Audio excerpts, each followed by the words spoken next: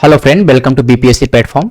आज का हमारा एक्सपेक्टेड क्वेश्चन रिवीजन सीरीज का पार्ट 30 है और इसमें हम लोग डिस्कस करेंगे मॉडर्न हिस्ट्री के जितने भी सवाल बीपीएससी प्रीलिम्स में पूछे गए अभी तक के 45वें बीपीएससी से 66 बीपीएससी प्रीलिम्स तक के उन सारे सवालों को हम लोग अभी डिस्कस कर रहे हैं और ये उसका पार्ट 3 है जिसमें हम लोग देखेंगे आज के इस सेशन में 30 सवाल। अभी तक हम लोगों ने अभी लगभग 60 प्रश्नों को किया है और उन 60 प्रश्नों से हम लोगों ने बहुत कुछ आइडिया लगा पाया है कि मॉडर्न हिस्ट्री के कौन चैप्टर है जो हमें ज़्यादा फोकस करना चाहिए फॉर द बीपीएससी प्रीलिम्स। तो ये हमारा पार्ट 3 है और आज के सेशन में हम लोग भी देखेंगे 30 प्रश्न। तो आइए स्टार्ट करते हैं आज के इस पहले सेशन के पहले सवाल के साथ। तो आज का जो हमारा पहला सवाल है वो आपके सामने है। एक और 61 नंबर सवाल की ओर चलेंगे हम लोग सबसे पहले। तो आज का जो हमारा पहला सवाल है, who is regarded as the mother of Indian revolution. भारतीय क्रांति की जननी के रूप में किसे जाना जाता है। देखिए, अगर भारतीय क्रांति की जननी की बात करेंगे तो वो मैडम भिकाजी रुस्तम कामा को जाना जाता है। आइए जानते हैं मैडम भिकाजी रुस्तम कामा के बारे में। वो एक पारसी फैमिली में जन्मी थी। डेट ऑफ बर्थ आपको नहीं याद रखना है और उन्होंने पारसी इंडियन सोसाइटी की स्थापना किया था 1905 में। एस.आर. राणा और मुचर शाह बुर्जोर्जी गुजरेज के साथ मिल के तो पारसी इंडियन सोसाइटी के फाउंडिंग मेंबर के रूप में रही हैं। उसके बाद इन्होंने सेकेंड सोशलिस्ट कांग्रेस का जो हुआ था असेंबली आप कह सकते हैं स्टुटगर्ट जर्मनी में, इसमें इन्होंने भाग लिया था। ये महत्वपूर्ण है। क्यों महत्वपूर्ण है? क्योंकि यहाँ पे 1907 में तो भाग लिया, ये सब कुछ याद रखना है कि कहाँ भाग लिया, कब लिया 1907 में। और वहां पे उन्होंने इंस्पायरिंग स्पीच दिया हमारे देश के लिए, हमारे देश के जो दुविधा थी, प्लाइट था उसके बारे में। और जब स्पीच खत्म हुआ तो उन्होंने ट्राई कलर फ्लैग मीन्स की ग्रीन येलो और रेड मीन्स की हरा पीला और लाल रंग के तिरंगे को फहराया और उस पर वंदे मातरम लिखा हुआ था और बोला कि ये हमारा राष्ट्रीय झंडा है, राष्ट्रीय ध्वज है। और साथ ही साथ अगर हम बात करेंगे, इन्होंने वंदे मातरम और मदन तलवार नाम के दो पब्लिकेशंस को पब्लिश किया। तो ये ध्यान रखना, वंदे मातरम और मदन तलवार पेरिस में स्टार्ट किया था 1909 में। 1907 में इन्होंने जर्मनी में भाषण दिया। 1909 में इन्होंने दो वंदे मातरम और मदन तलवार को पब्लिश किया और 1905 में पेरिस इंडिया सोसाइटी की स्थापना की। इतना आपको याद रखना है, सफिशिएंट है। हम चलेंगे सवाल नंबर 62 की ओर। Which general was not associated with the revolutionary activities? कह रहा क्रांति गतिविधियों से जुड़ी नहीं थी। कौन सा पत्रिका है? देखिए, अगर हम बात करते हैं यहाँ पे पत्रिका संध्या है, युगांतर है, यंग इंडिया है, गद्दर है। हम एक एक करके सबको देखेंगे। पहले तो इसका आंसर तो यंग इंडिया होगा, लेकिन अब देखिए समझेंगे कैसे। संध्या की बात करेंगे तो ब्रह्म बंधव उपाध्याय के द्वारा स्टार्ट किया गया, जो कि विवेकानंद के क्लासमेट रहे। उन्होंने संध्या न्यूज़पेपर को 1904 में स्टार्ट किया। यहाँ पे लिखा हुआ 1904 आप देख पा रहे होंगे। और इसमें ये जो न्यूज़पेपर था वो forefront of the struggle against Bengal partition, Bengal विभाजन को लेकर जो संघर्ष हो रहा था उसमें फोर फ्रंट के रूप में ये न्यूज़पेपर काम किया। तो कहीं ना कहीं ये भी रिवोल्यूशनरी एक्टिविटी से जुड़ा हुआ है, आप देख सकते हैं। ओके, सेकंड अगर हम बात करेंगे और इसमें ये भी लिखा हुआ, it's began championing the idea of violent resistance means की हिंसा के साथ हम प्रतिरोध करेंगे ब्रिटिश रूल का। तो ये क्रांति गतिविधि हुआ, एकदम एग्जैक्टली हो जाएगा। हम सेकंड बात करेंगे युगांतर का। युगांतर जो स्टार्ट किया गया था वो बंगाली न्यूज़पेपर था और अरविंदो के द्वारा स्टार्ट किया। आप देखिए अरविंदो है तो रिवोल्यूशनरी एक्टिविटीज तो होगा, इनके नाम के साथ जुड़ा होगा ही। और इसने बताया कि शस्त्र के साथ अगर हम विद्रोह करेंगे, रिवोल्ट करेंगे ब्रिटिश के साथ, तभी सही चीजें होंगी। थर्ड वन हम बात करेंगे गद्दर न्यूज़पेपर, जो कि आपको पता है कि सैन फ्रांसिस्को में इसकी शुरुआत की गई थी गद्दर पार्टी के तत्वावधान के तहत। अगर हम बात करेंगे गद्दर न्यूज़पेपर का तो ये भी आपको पता होना चाहिए, गद्दर पार्टी बहुत सारे रिवोल्यूशनरीज एक्टिविटीज के लिए जानी जाती है। तो ये आपका होगा। लेकिन यंग इंडिया जो महात्मा गांधी के द्वारा पब्लिश किया गया एक तरह का इंग्लिश जर्नल था जिसमें अहिंसा के मार्ग को अपनाने की बात कही गई थी। तो ये रिवोल्यूशनरी एक्टिविटी से संबंधित नहीं है। तो 62 नंबर सवाल का उत्तर सी हो जाएगा। हम चलेंगे सवाल नंबर 63 की ओर। First Indian elected to the British House of Common was Dadabhai Nehru ji. देखिए, सवाल मैं करवा चुका हूं कि ब्रिटिश हाउस ऑफ कॉमन में सबसे पहली बार जो कोई इंडियन इलेक्टेड हुए या कोई एशियन इलेक्टेड हुए वो थे दादा भाई नेहरूजी। और इन्होंने फिन्सबरी सीट से, कौन सीट से? फिन्सबरी सीट से लिबरल पार्टी के उम्मीदवार के रूप में ये चुनाव लड़े थे और कहने का चुने भी गए थे। ठीक है, इस बात को ध्यान रखिएगा। तो ये हमारा हो गया। अब दादा भाई नेहरूजी के बारे में समझेंगे कि इन्हें grand old man of India बोलते हैं, पहला बात। इनके बाद राष्ट्र गुफ्तार करके, जिसको ट्रुथ टेलर करके एक स्टार्ट किया गया पब्लिकेशन, जो जिसमें कहीं ना कहीं एक तरह से पारसियों के बारे में, पारसियों के सामाजिक सुधार के बारे में सब कुछ था। तो राष्ट्र गुफ्तार किसने शुरुआत की? तो दादा भाई नौरोजी ने। सेकंड बात करेंगे, voice of India started by him. Voice of India करके एक पब्लिकेशन, इसकी भी शुरुआत इनके द्वारा किया गया। London Indian society, WC Banerjee के साथ मिलकर लंदन इंडियन सोसाइटी की स्थापना की गई 1865 में। तो ये तो मैंने बता दिया कि फिंसबरी सेंट्रल सीट से इन्होंने चुनाव को लड़ा। ओके, तो ये तो आपको पता ही होगा, चलिए इसको बताने की जरूरत है नहीं। एंड आगे अगर हम बात करेंगे तो ये सबसे महत्वपूर्ण है, theory of drain of wealth. Okay, theory of drain of wealth की अगर हम बात करेंगे, उनका बुक था poverty and British rule in India 1901, उसमें इन्होंने theory of drain of wealth की बात की। कांग्रेस के 3 सेशन में ये प्रेसिडेंट के रूप में रहे, 1886, 93 और 1906। तो ये हमारा दादा भाई नौरोजी यहां से कंप्लीट हो गया। हम चलेंगे सवाल नंबर 64 की ओर।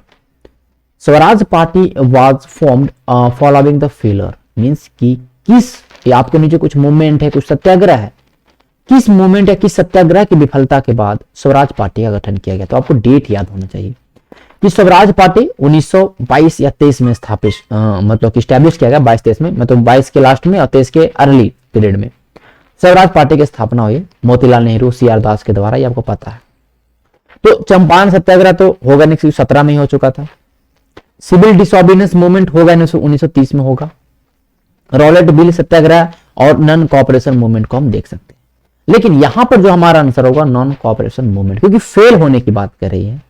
तो नॉन कोऑपरेशन मूवमेंट 1920 में जो हुआ, उसके फेल होने के बाद गांधी जी ने वापस ले लिया 1922 में। आपको पता होना चाहिए जब चौरी चौरा हत्याकांड हुआ, तभी इसको एक स्वराज पार्टी, क्योंकि देखिए उसमें कांग्रेस था, जो कांग्रेस ने बोला कि अगला जो आने वाला जो विधानसभा का चुनाव है, उसमें जो अगर हम केंद्रीय विधानसभा का चुनाव है, उसमें भाग नहीं लेने वाला था कांग्रेस।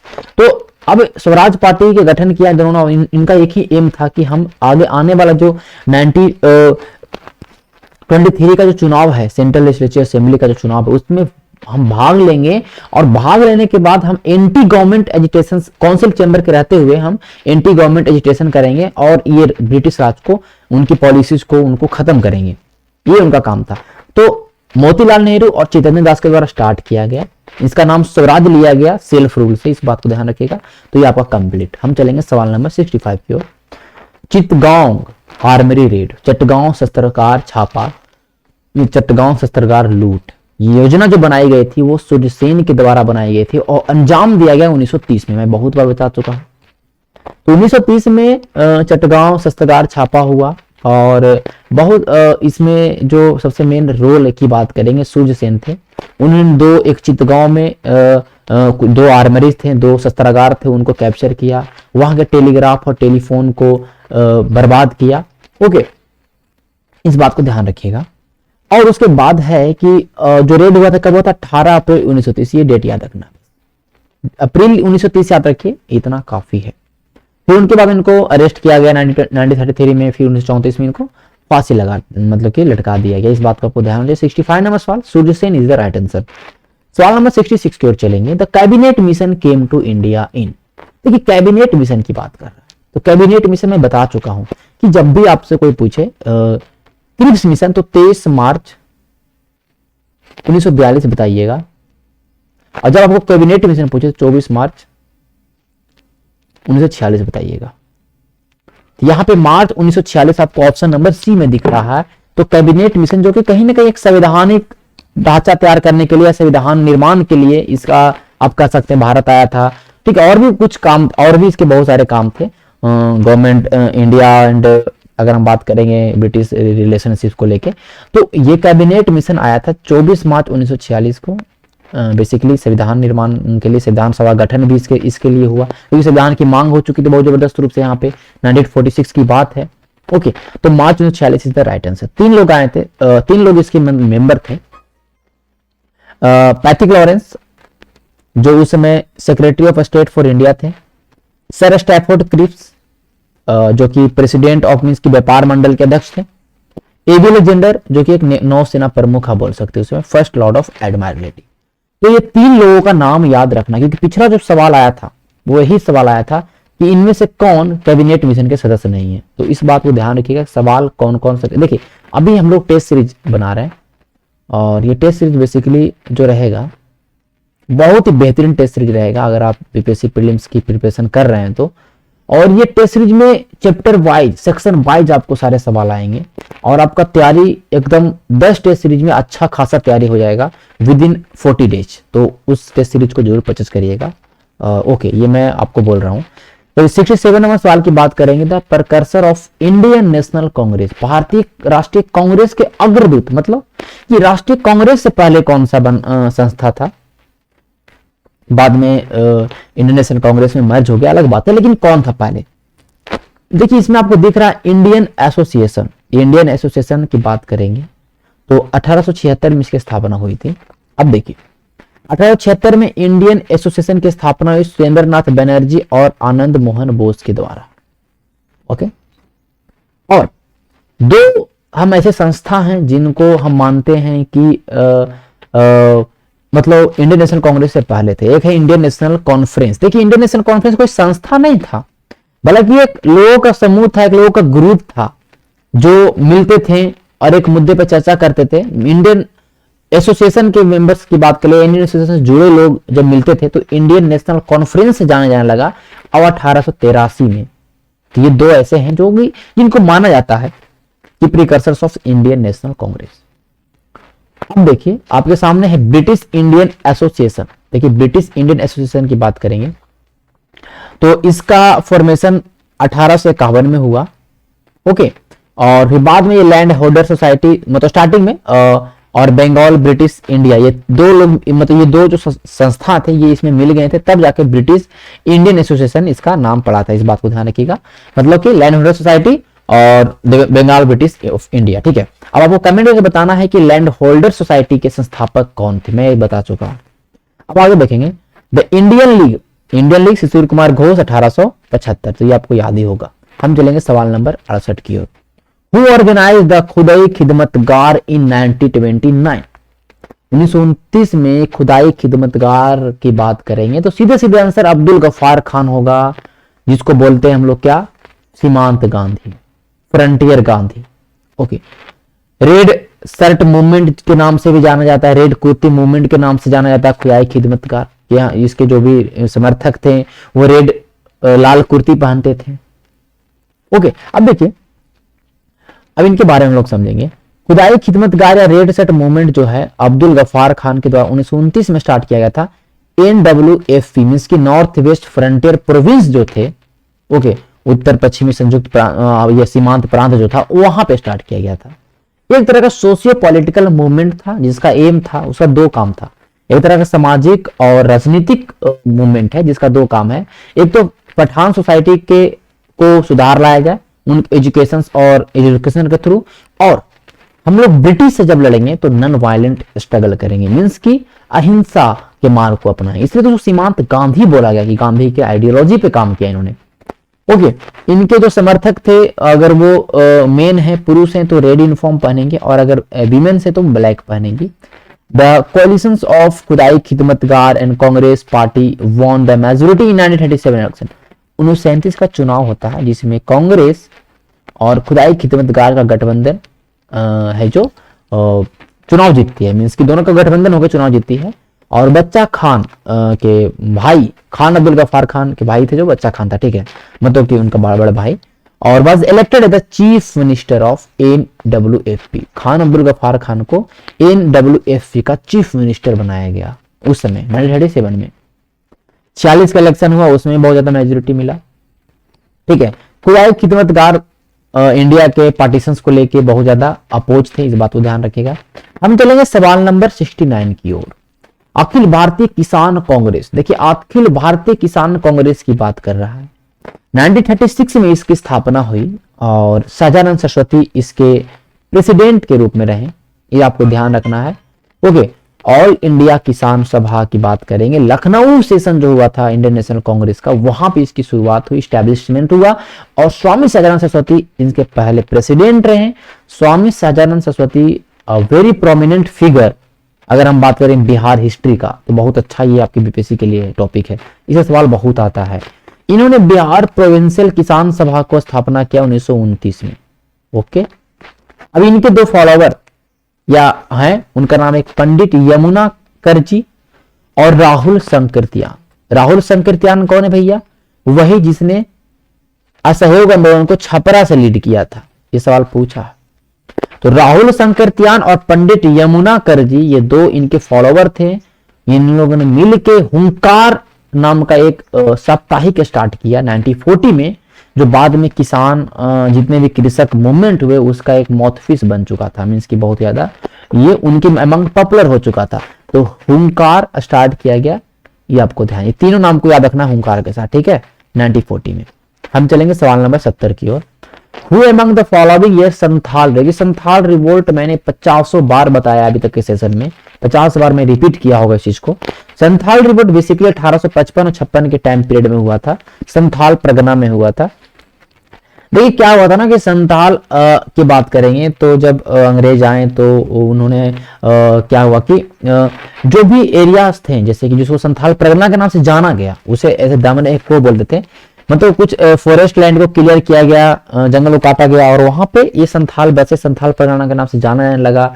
ओके, उसको दामिन एक को बोलते थे ऐसे उनके लैंग्वेज में। और लेकिन बाद में इनका एक्सप्लॉयटेशन होने लगा, जब कुछ जमींदारी प्रथाएं आएंगी तो इनका बहुत ज्यादा एक्सप्लॉयटेशन होगा, तो ये एकदम उब जाएंगे ब्रिटिश से, जमींदारों से, और ये रिवेल करेंगे। तो ये रिवेल स्टार्ट हुआ 30 जून 1855 को। सिद्धू मुर्मू, कान्हू मुर्मू दोनों भाई हैं, चांद और भैरव, इनकी बहन फूलो और झानो, इन्होंने इस रिवेलियन में बहुत ज्यादा एक्टिव रही। तो फूलो और झानो किस रिवेलियन से संबंधित ये पूछा है सवाल एक बार बीपीएससी ने, तो संथाल रिवोल्ट। ओके, और पहले बार स्टार्टिंग में जब हुआ विरोध डायरेक्टली, तो उसमें एक इंग्लिश जनरल है मेजर बुरो, उसको हरा भी दिया इन्होंने पीरपैंती में। तो पूछा है किस ब्रिटिश कमांडर को हराया गया, तो मेजर बुरो है। फिर बाद में इस रिवेलियन को दबा दिया जाएगा 56 में, वो अलग चीज है। ओके, तो चलते हैं सवाल नंबर 71 की ओर। जो मैं एक वर्ड जो मैं बता रहा हूं वो एक वर्ड महत्वपूर्ण है आपके लिए, इस बात को ध्यान रखिएगा। सब में एक सवाल है, सुरेंद्रनाथ बैनर्जी को कब इंडियन सिविल सर्विस से निकाला गया? ये सवाल भी मैं तीसरा बार मैं करवा रहा हूं। बेसिकली एक बार मैंने बताया था किसको निकाला गया, फिर एक बार बताया था कब निकाला गया, क्योंकि उसमें प्रीवियस ईयर नहीं चला, लेकिन अब हम प्रीवियस ईयर कर रहे हैं तो फिर कुछ सवाल रिपीट हो सकते हैं। तो ये निकाला गया था उनको 1874 में। ओके, अब देखिए 1848 से 1925, ये तो चलिए टाइम पीरियड हमको याद नहीं रखना है। ये दूसरे ऐसे इंडियन हैं जिन्होंने इंडियन सिविल सर्विसेज को क्वालिफाई किया। पहला कौन है कमेंट करके बताइएगा। सबसे पहली बार तो ये आपको यहाँ पे लिखा है सत्येंद्रनाथ टैगोर सबसे पहली बार आईसीएस परीक्षा को पास किया। फिर सेकंड में सुरेंद्रनाथ बैनर्जी पास किए और इनको असिस्टेंट मजिस्ट्रेट के रूप में सिलहट में, असम के सिलहट में इनको कहने का मतलब है कि पोस्टिंग किया गया। फिर बाद में कुछ कंट्रोवर्सी, कुछ प्रॉब्लम हुआ कि 1874 में इनको वहां से निकाल दिया गया, इनको सिविल सर्विसेज से सस्पेंड कर दिया गया, मतलब कह सकते निकाल दिया गया। फिर देखिए इस्टेब्लिश्ड रिपन कॉलेज 1884, इन्होंने 1884 में रिपन कॉलेज की बनाया। इंडियन एसोसिएशन की शुरुआत मैंने जैसे बताया 1876 में इंडियन एसोसिएशन सुरेंद्रनाथ बनर्जी, आनंद मोहन बोस के द्वारा, अभी मैंने जस्ट बताया था। इंग्लिश न्यूज़पेपर इनका है द बंगाली, 1879 में इनकी शुरुआत किया गया। इन्होंने 2 बार कांग्रेस के प्रेसिडेंट के रूप में 1895 और 1902 मार्लियामेंटो रिफॉर्म को इन्होंने सपोर्ट किया। ओके, जिसमें मार्लियामेंटो रिफॉर्म में क्या था, मुस्लिम के लिए अलग से पृथक निर्वाचन प्रणाली, separate electorate for the Muslim. Okay, और इन्होंने नाइटहुड की उपाधि को भी 1921 में एक्सेप्ट किया। इस बात को ध्यान रखिएगा, बहुत ही महत्वपूर्ण है ये आपके लिए, इस बात को याद रखिएगा। 72 नंबर सवाल की बात करेंगे, फादर ऑफ डायरकी। देखिए 1919 में डायरकी लगा प्रांतों में और फादर ऑफ डायरकी के नाम से जाने जाते हैं लियोनस कार्टियस। लियोनस कार्टियस जो है उन्हें फादर ऑफ डायरकी के नाम से जानते हैं कि द्वैध शासन के जनक या उनके पिता के रूप में, इस बात को ध्यान रखिएगा। In India and England.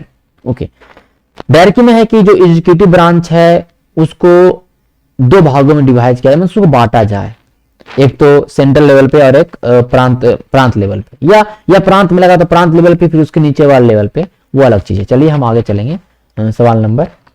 और ये पता होना चाहिए जो डायरकी लगा था प्रांतों में द्वैध शासन जो लगा था, फिर 1935 का आएगा भारत स्वतंत्र अधिनियम, फिर वो खत्म हो जाएगा, प्रांतों में द्वैत शासन फिर केंद्र में लग जाएगा, प्रांतों को स्वायत्ता मिलेगी।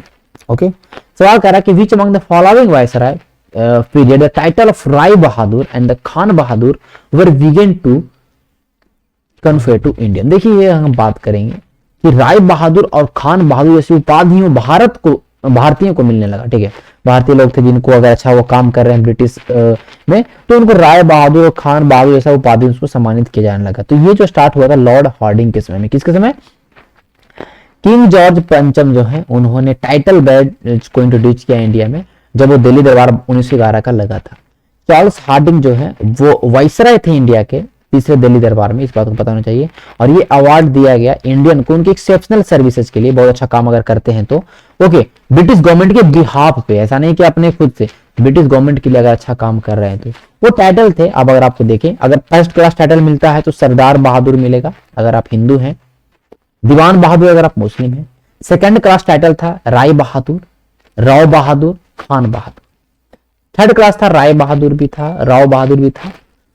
तो ये टाइटल्स को आपको याद रखने हैं कि कब स्टार्ट हुआ, तो लॉर्ड हार्डिंग के समय में स्टार्ट हुआ। तो इस चीज को याद रखना। बहुत जगह इसका आंसर लॉर्ड लिटन दिया है, लेकिन वो सही नहीं है। सवाल नंबर 74 के चलेंगे।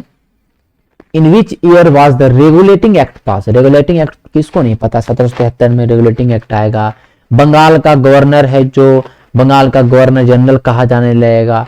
ओके, इस बात को आपको याद रखना चाहिए। वारेन हेस्टिंग्स इस समय रहेंगे। ओके, 1773 में 1774 में कोलकाता में एक उच्चतम न्यायालय की स्थापना होगा। ओके, तो ये उसके सबसे पहले अगर हम बात करेंगे एज ए, मैं आपको लिख दूं, उसके पहले न्यायाधीश की बात करेंगे तो एलिजा एम्फे थे। ओके, और बहुत सारे कंपनी के अंदर घूस लेना, ये सारी चीजें बंद कर दिया गया था आपके 1773 के रेगुलेटिंग एक्ट में। 1773 के रेगुलेटिंग एक्ट में क्या था कि बंगाल के अधीन मद्रास है, बॉम्बे है, इन दोनों को बंगाल के अधीन लाया गया, बंगाल के गवर्नर जनरल के अधीन लाया गया। 1773 का रेगुलेटिंग एक्ट पहला एक्ट था जो ईस्ट इंडिया कंपनी के द्वारा या ब्रिटिश संसद के द्वारा भारत में आया था।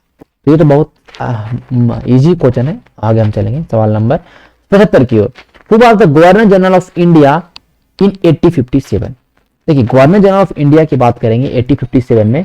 मैंने आपको बताया है कि कुछ ऐसे रिवोल्ट हैं या कुछ ऐसे जैसे भारत छोड़ो आंदोलन हो गया, तो उसमें याद होना कि उसमें गवर्नर जनरल कौन थे। 1857 की बात कर रहा है। 1858 में भारत शासन अधिनियम आएगा, पहला वायसराय कौन बनेगा? Lord Canning. तो लॉर्ड कैनिंग थे जो उस समय गवर्नर जनरल थे आपके 1857 के रिवोल्ट में। ओके, अब देखिए रिचार्ड वेलेस्ली की बात करेगा तो 1798 से लेकर 1855 तक रहे थे। इन्होंने सहायक संधि की शुरुआत की। चौथा एंग्लो मैसूर वार 1799 में हुआ। सेकंड एंग्लो मराठा वार, ये सारे कुछ महत्वपूर्ण थे। ओके, तो ये आपको समझ में आ गया। फोर्थ एंग्लो मैसूर वार 1799 में टीपू सुल्तान की मृत्यु हो जाएगी, वेलेस्ली लास्ट में रहेगा। डलहौजी तो पता ही है, 48 से 56 बहुत सारी चीज का शुरुआत करने वाले हैं डलहौजी। ओके, राज हड़प नीति, वुड डिस्पैच, पहला पैसेंजर ट्रेन, टेलीग्राफ, पोस्टल हो, ये सब किसके समय में हुआ स्टार्ट? तो लॉर्ड डलहौजी के समय में। देन आफ्टर चलेंगे लॉर्ड कैनिंग, पहला गवर्नर जनरल ऑफ इंडिया नहीं, इनको बोलेंगे फर्स्ट वाइसराय ऑफ इंडिया। और last governor general of India भी इसको बोल सकते हैं, क्योंकि इसमें गवर्नर जनरल के पद को हटा के वाइसराय बोला जाने लगा। तो लॉर्ड कैनिंग, लॉर्ड कैनिंग के समय भारत शासन अधिनियम, ईस्ट इंडिया कंपनी के हाथों से शासन, मींस की भारत के ऊपर जो नियंत्रण था वो कंट्रोल हट के कौन के हाथ में चला गया? लॉर्ड कैनिंग के समय में। तो ये आपको याद होना चाहिए। ठीक है, हम चलेंगे सवाल नंबर 76 की ओर। After which incident Mahatma Gandhi has called non cooperation movement as his Himalayan blunder? मतलब ऐसा क्या घटना घट गया कि असहयोग आंदोलन को बोला कि भाई हमने ये करके बहुत बड़ा भूल किया, हिमालयी भूल मैंने कर दिया, मीन्स बहुत बड़ा मैंने गलती किया कि मैंने असहयोग आंदोलन को स्टार्ट किया। आप ये भली बात ही परिचित है कि चौरी चौरा इंसिडेंट हुआ था 1922 का, उसके लिए ही बोला होगा। खत्म, ये सवाल कंप्लीट हो गया। नॉन कॉपरेशन मूवमेंट पता है 1920 में स्टार्ट हुआ, और चौरी चौरा इंसिडेंट 5 फरवरी 1922 को 22 पुलिसमैन मारे गए। ओके, इस बात को ध्यान रखिएगा। ओके, हम चलेंगे 77 नंबर सवाल। Which movement started after the partition of Bengal? 1905 में बंगाल विभाजन, 16 अक्टूबर 1905 को बंगाल विभाजन हुआ। उसके बाद आंदोलन शुरुआत क्या होगा? स्वदेशी मूवमेंट, सिंपल सवाल है। स्वदेशी मूवमेंट स्टार्ट हुआ। ओके, 78 की बात करेंगे। Who was the first Indian women president of the Indian National Congress. देखिए इंडियन वुमेन की बात करें तो सरोजिनी नायडू हो जाएगा 1925 में कानपुर सेशन, ये इतना याद होगा। एनी बेसेंट की अगर हम बात करेंगे तो सबसे पहली बार बनी थी एनी बेसेंट, लेकिन वो इंडियन वीमेंस नहीं थी, वो आयरलैंड की थी। और 1917 में कोलकाता में बनी थी, फिर 8 साल बाद 1925 में कानपुर में बनेगी आपके सरोजिनी नायडू। फिर उसके बाद फिर 8 साल बाद बनेंगी, अगर हम बात करें तो 17 8 25, फिर 8 साल बाद बनी कलकत्ता में। अगर हम बात करें नीलेनी सेन गुप्ता, 3 अभी तक वीमेन प्रेसिडेंट बनी थी कांग्रेस में, इस चीज को आपको याद रखना। एनी बेसेंट महत्वपूर्ण है, कॉमनवेल्थ करके इन्होंने एक वीकली न्यूज़पेपर की शुरुआत की। एनी बेसेंट होमो लीग के लिए जाने जाती है, इस चीज को आपको याद रखना है। हम चलेंगे सवाल नंबर 29 की ओर। Where did madam Cama host the first, देखिए सेम अभी मैंने बताया कि 1907 के स्टुगर्ट के सोशलिस्ट कांग्रेस हुआ था का मीटिंग था, वहां पे 1907 में उन्होंने भाषण दिया, फिर झंडा फहराई उनको, फिर इसलिए उनको मदर ऑफ इंडियन रिवॉल्यूशंस बोला जाता है। तो बहुत सिंपल सवाल है, स्टुगर्ट में। 80 नंबर सवाल की बात करेंगे, गया सेशन के प्रेसिडेंट कौन है। देखिए गया सेशन जो हुआ था उनके प्रेसिडेंट है चित्तरंजन दास।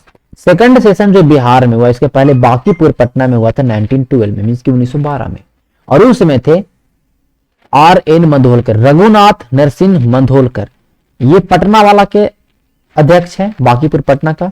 और देशबंधु चित्तरंजन दास की बात करेंगे जो आपके founding member of Swaraj party, ये आपके गया वाला सेशन के प्रेसिडेंट के रूप में रहे। ठीक है, हम चलेंगे आगे। 81 नंबर सवाल का था, हु फाउंडेड द पागल पंथ। पागल पंथ की बात करें, एक तरह का पंथ है, एक तरह का कम्युनिटी है जो स्टार्ट किया गया था करम शाह के द्वारा। किसके द्वारा? करम शाह के द्वारा। पागलपंथी पर socio religious movement established by the Karim Shah या Karam Shah in the tribal area around Mymensingh, in Bangladesh वाला एरिया में इसको स्टार्ट किया गया था। करीम सी इंस्पायर हुए थे उनके गुरु मजनू शाह के द्वारा, जो बहुत सारे सूफी फकीर के लिए जाने जाते हैं। बहुत सारे सूफी फकीर का जो मतलब अपराइजिंग से रिवोल्ट हुआ था उनके लिए वो जाने जाते हैं। This movement sought to uphold religious principle and the right of landless peasant in Bengal. उन्होंने रिलीजियस प्रिंसिपल को रखा, उसकी मांग की, और जो भी कृषक जिनके पास जमीन नहीं था उनके लिए बात हुआ, उनके अधिकार के लिए बात किया। टीपू शाह करीम शाह के बेटे थे। जब ब्रिटिश राज और जमींदारी सिस्टम के बीच में झगड़ा होगा तो उसमें टीपू सुल्तान यहाँ पे पॉपुलर होंगे। इस मूवमेंट को तहत तो इसमें दबा दिया गया। ओके, तो ये करम शाह याद रखे पागलपंथी। 82 नंबर सवाल है कि फराजी कौन है, फराजी कौन थे। देखिए मैंने कल के वीडियो में बताया था कि फराजी मूवमेंट की शुरुआत हाजी शरीयतुल्लाह के द्वारा किया गया, इसके बाद इसका बेटा दद्दू मियां। तो हाजी शरीयतुल्लाह के द्वारा स्टार्ट किया गया, और फराजी जो भी हाजी शरीयतुल्लाह के फॉलोवर्स में वो कहलाए फराजी। सिंपल है। Faraji were the follower of the Muslim sect founded by the Haji Shariatullah in eastern Bengal. They advocate radical religious, social and the political changes. इनके बारे में इन्होंने मतलब बात किया। शरीयत अल्लाह son of Dadu Miyan organized his follower with aim to expel the English intruder from the Bengal। तो उसके बेटा फिर बाद में इस चीज को काम किया। ओके, तो इस चीज को आपको ध्यान रखना है कि बाद में बहावी मूवमेंट जो होगा उसमें ये सारे फराजी वाले जुड़ जाएंगे।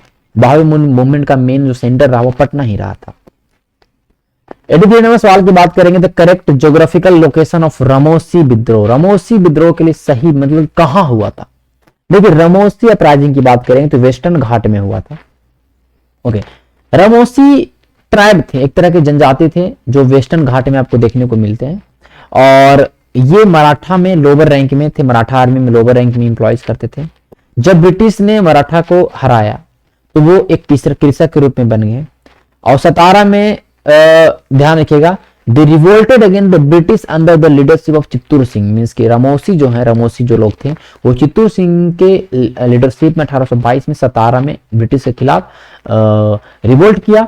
फिर वासुदेव फलबंद फाड़के उन्होंने भी रमोसी पीजेंट्स को ऑर्गेनाइज किया 1876 में, और फिर उन्होंने रिवोल्ट किया। तो रमोसी वाला जो एरिया है वो है आपका वेस्टर्न घाट वाला एरिया। ओके, ये आपको ध्यान रखिएगा। द वगैरह अपराइजिंग हैपेंड, वगैरह विद्रोह की बात कर रहे हैं ना। देखिए वगैरह विद्रोह की बात करेंगे तो वगैरह विद्रोह हुआ था बड़ौदा वाला साइड में। Waghera uprising was organised in a Baroda region of Gujarat. The Waghera led by the Waghera chief of Okha Mandal attacked the territories capture by British. कौन है वगैरह चीफ? ओखा मंडल के वगैरह चीफ थे उनके द्वारा ये वगैरह मूवमेंट की शुरुआत हुई और इन्होंने अटैक किया था 1819 के टाइम में, और फिर बाद में इन्होंने संधि कर लिया था ब्रिटिश के साथ 1820 में, और फिर ये खत्म हो गया था। 85 नंबर सवाल कर रहा है कि in order to control the media in India, तो जो आजादी के समय की बात करेंगे, उस समय की फ्रीडम रिवोल्यूशंस की बात करेंगे उस समय, तो क्या हो रहा था कि बहुत सारे मीडिया हैं जो लोगों के मन में राष्ट्रीयता पैदा कर रहा था, लोगों को इंसाइट कर रहा था कि वो देश के लिए लड़े।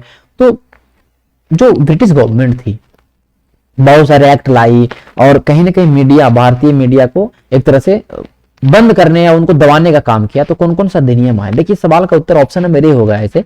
मैं आपको बात करता हूँ सब अधिनियम के बारे में, जितने अधिनियम। पहली बार printing press East India Company ने 1684 में लगाया। इससे पहले तो प्रिंटिंग प्रेस पुर्तगाली ने लगा चुके थे, 1684 में लगाया। फिर बहुत सारे बहुत सारे एक्ट पास किए। पहला एक्ट है सेंसरशिप प्रेस एक्ट 1799। देखिए जो मैंने यहाँ पे आपको अंडरलाइन किया, मीन्स की बॉक्स में डाला है, वो आपके ऑप्शंस में है। ब्लेजली के समय 1799 में सेंसरशिप एक्ट आया और जितने भी पूरा रिस्ट्रिक्शन लगा दिया कि पहले आपको सेंसरशिप करवाना पड़ेगा, कोई भी न्यूज छाप रहे हैं उसके पहले, हो गया। सेकंड, लाइसेंसिंग रेगुलेशन एक्ट 1823 का आया। इसमें आया कि जितने भी प्रेस रहेंगे उनको कहने का मतलब है कि लाइसेंस लेना पड़ेगा, नहीं तो अगर लाइसेंस नहीं रहेगा तो आपको कैंसिल कर देंगे। तीसरा, उसमें जॉन एडम थे गवर्नर जनरल के रूप में, एक्टिंग गवर्नर जनरल के रूप में। फिर 1835 में मेटकॉफ के समय एक एक्ट आया और मेटकॉफ को बोला जाता है liberator of Indian press, liberator of Indian press 1835।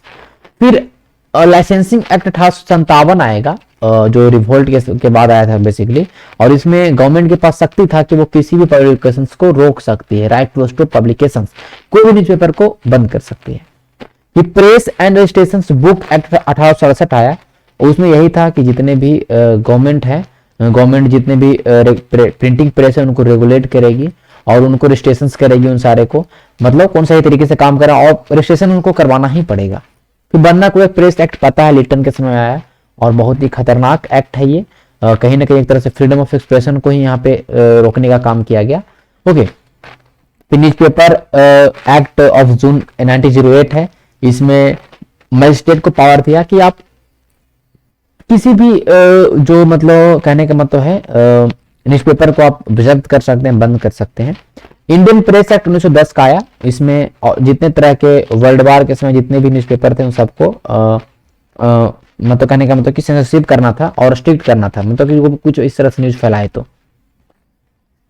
86 number सवाल कर रहा है कि the process of spirit in the Congress, देखिए कांग्रेस विभाजन जो हुआ था मॉडर्न एक्सट्रीमिस्ट में, और अगर हम बात कर लेते हैं मॉडरेट में, तो 1907 में हुआ।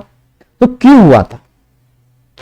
Strategy of Congress movement, Congress जो भी मूवमेंट कर रहे थे उनके स्ट्रेटजी को लेकर, उनके ऑब्जेक्टिव को लेके, या कांग्रेस मूवमेंट में लोग ज्यादा पार्टिसिपेट करें उसको लेके, या डोमिनेंस स्टेटस को लेके। सब ऑप्शन जो देख रहे हैं ना सब सही है, क्योंकि मॉडरेट की सोच, मॉडरेट का ओपिनियन, मॉडरेट का स्ट्रेटजी, मॉडरेट का ऑब्जेक्टिव अलग अलग था। मॉडरेट चाहता था कि हम झगड़ा नहीं करें, शस्त्र के दम पे नहीं ले सकते हैं आजादी, या हम ब्रिटिश गवर्नमेंट के अंदर ही रह के सब कुछ सही कर सकते हैं। लेकिन एक्सट्रीमिस्ट का सोच अलग था कि हम बंदूक के हथियार के दम पे लेंगे, उसके अंदर नहीं रहेंगे, हमको पूर्ण स्वराज चाहिए। ओके, तो ये जो था इसलिए इनका कहीं ना कहीं आपका सूरत विभाजन जो आपको देखा जाता है। देखिए देख रहे हैं कह रहा है कि more people centric well some believing joining the council and finding में, ये करा ना कि ब्रिटिश के काउंसिल में जुड़ जाएंगे हम, फिर उनके अपोजिशन में रहेंगे, सरकार को ये करेंगे वो करेंगे। लेकिन एक्सट्रीमिस्ट का सोचता है कि भैया ज्यादातर लोगों के पास पहुंचे, हम लोग अहिंसा के मार्ग को अपनाएं। ये सारा कहीं ना कहीं इनके ऊपर था कि कांग्रेस का विभाजन हुआ। 87 नंबर सवाल कहता है कि new land for old was a series of articles that criticized the Congress for being out of touch with the प्रोलेटारिएट्स।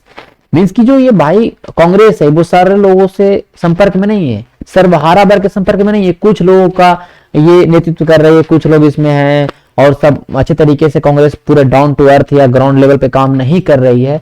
आलोचना किया था इन्होंने, एक लेख मतलब एक ऐसे का एक श्रृंखला ही था इनका, ये जो लिखा गया था वो लिखा गया था अरविंदो घोष के द्वारा। ठीक है, अरविंदो घोष के द्वारा लिखा था। 9 आर्टिकल्स थे जिसमें कांग्रेस के जो मॉडरेट अप्रोच था उसको इन्होंने क्रिटिसाइज किया था न्यू लैंड फॉर ओल्ड वाले अपने इस सीरीज में। ओके, और ये आर्टिकल पब्लिश किया गया था इंदु प्रकाश न्यूज़पेपर में। ओके, और इसमें बहुत सारे कांग्रेस लीडर बहुत ज्यादा डर चुके थे कि भाई इस तरह से किया है, और महात्मा जो गोविंद एमजी रनाडे हैं, उन्होंने प्रोपराइटर जो पेपर के थे उनको मना भी किया था कि अगर इस तरह से चीजें चलते रहेगा तो मैं आपके खिलाफ देशद्रोह का मुकदमा कर दूंगा, मिस प्रोसिक्यूट कर दूंगा उसके लिए। तो हम चलते हैं 88 नंबर सवाल। Nehru report was drafted by committee headed by. Nehru report की को किसने बनाया? मोतीलाल नेहरू उसके में हेड थे। क्या था उसका रिपोर्ट? उसका रिपोर्ट देखिए उस समय आया आपका अगर हम बात करें साइमन कमीशन, साइमन कमीशन आया, उसका विरोध हुआ, उसको भगा दिया गया, मींस कि उसका विरोध किस तरीके से हुआ, तो फिर उन्होंने चैलेंज दिया कि खुद आप एक बनाइए, किस तरह से कॉन्स्टिट्यूशन होना चाहिए आपका, किस तरह से क्या मांग है। तो ये कॉन्स्टिट्यूशनल अरेंजमेंट को लेके नेहरू रिपोर्ट तैयार किया गया था 1928 में, इस बात को ध्यान रखिएगा। और 1929 में इन्होंने रिपोर्ट को पेश किया था। नेहरू रिपोर्ट की शुरुआत मोतीलाल नेहरू इनके हेड थे।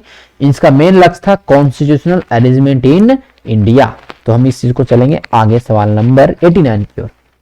89 नंबर सवाल कहता है कि कैथरीन मेयो है, अल्डोस हक्सली है, चार्ल्स एंड्रयू है, विलियम डिग्बी है, इनके बीच में क्या सामान्य था?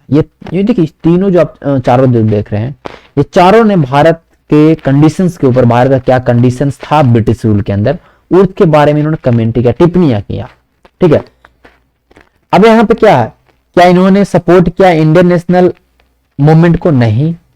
क्या ये इंडियन नेशनल मूवमेंट के विरोध थे? नहीं, ये भी चीज नहीं है। ठीक है, कुछ कुछ थे, कुछ पूरा सब नहीं थे। दे वर फ्रेंड ऑफ महात्मा गांधी, इसमें एक महात्मा गांधी फ्रेंड है, सब नहीं फ्रेंड है। तो option number A is the right answer. कैसे, अब हम देख लेते हैं। कैथरीन मेयो ने बुक लिखा मदर इंडिया 1927 में। इन्होंने बोला उन्होंने भारतीय संस्कृति को, भारतीय समाज का निंदा किया, और स्वराज की जो हम लोग का जो था, होम रूल का, सेल्फ रूल का जो हम लोग डिमांड था, उसका इन्होंने बोला कि गलत चीज है, ये ऐसा सही नहीं है, तो ये तो गलत इन्होंने अपोजिशन में लिखा। हक्सली की बात करेंगे, ब्रिटिश राइटर था, फिलोसफर था, जो वेदांता सोसाइटी के ऊपर मतलब कि एसोसिएटेड थे। ठीक है, कैलिफोर्निया का जो वेदांता सोसाइटी था उससे ये एसोसिएटेड थे, और इन्होंने बात करेंगे तो इंडियन फिलोसफिकल थॉट के ऊपर लिखा, मतलब भारतीय दर्शन के ऊपर इन्होंने सारी चीजें लिखी, तो ये तो अलग चीज है। ठीक है, फ्री एंड्रयू की बात करेंगे, रविंद्रनाथ टैगोर का ये अच्छा दोस्त थे, और महात्मा गांधी के भी दोस्त थे, इस बात को ध्यान रखिएगा। और इन्होंने बताया कि इंडियन इंडिपेंडेंस का क्या कारण है, इस चीज के बारे में बताया। ओके, और ये ऐसे थे कि महात्मा गांधी को अफ्रीका से इंडिया लाने के लिए कहीं ना कहीं इन्होंने भी इंस्ट्रूमेंट मतलब कन्विंस किया। ओके, और ये बहुत ज्यादा क्राइस्ट फेथफुल अपोस्टल, जो कि गांधी जी के द्वारा अगर हम बात करेंगे डब किया गया था, उससे बहुत ज्यादा ये अफेक्शनेट रहे, और दिन बंधु करके इसलिए इन्होंने इंडियन हिस्ट्री में दिन बंधु बोलते हैं। ठीक है, दिन बंधु इनको बोला जाता है। आपको पता है कि CF एंड्रूज, आपको तो नाम पता ही होगा, CF एंड्रूज को दिन बंधु बोलते हैं, देश बंधु चिदंबरम दास, लेकिन दिन बंधु CF एंड्रूज को। ठीक है, विलियम डिब के बारे में पता है, विलियम डिब की जो है ये 1871 के अगर हम बात करें आए थे भारतीय महाद्वीप में, उपमहाद्वीप में, और सीलोन ऑब्जर्वर के रूप में ये सब एडिटर के रूप में रहे थे, और मद्रास टाइम के, और इन्होंने इंडियन पॉलिटिकल और जनरल एजेंसी बनाया लंदन में, और इनका था कि इंडियन लोगों के ग्रीवेंसेस को ब्रिटिश पार्लियामेंट और प्रेस में सुना जाए इस बात को। तो आप लोगों ने सब कुछ समझ लिया क्या क्या चीजें हैं। लास्ट सवाल आज का है, who penned the following line, सरफरोशी की तमन्ना अब हमारे दिल में है, देखना है जोर कितना बाजुए कातिल में है। ये जो बहुत अच्छा फेमस लाइन है, बहुत ज्यादा इंडियन रिवॉल्यूशन के समय फेमस भी रहा। ये जो लिखा गया था, ये लिखा गया था बिस्मिल के द्वारा। किसके द्वारा? बिस्मिल के द्वारा लिखा, बिस्मिल अजीमाबादी ऑफ पटना इन 1921 उर्दू में था, इस बात ध्यान रखिएगा। और ये पोएम राम प्रसाद बिस्मिल के द्वारा ये पॉपुलर हुआ, और बहुत सारे लोगों ने गाया। जब वो उनको फांसी पर लटकाया जा रहा था तो उस समय ही गाते थे, सरफरोशी की तमन्ना अब हमारे दिल में है, देखना है जोर कितना बाजुए कातिल में है। ये सॉन्ग बहुत ज्यादा फेमस रहा। तो 90 नंबर सवाल का उत्तर हो जाएगा ए।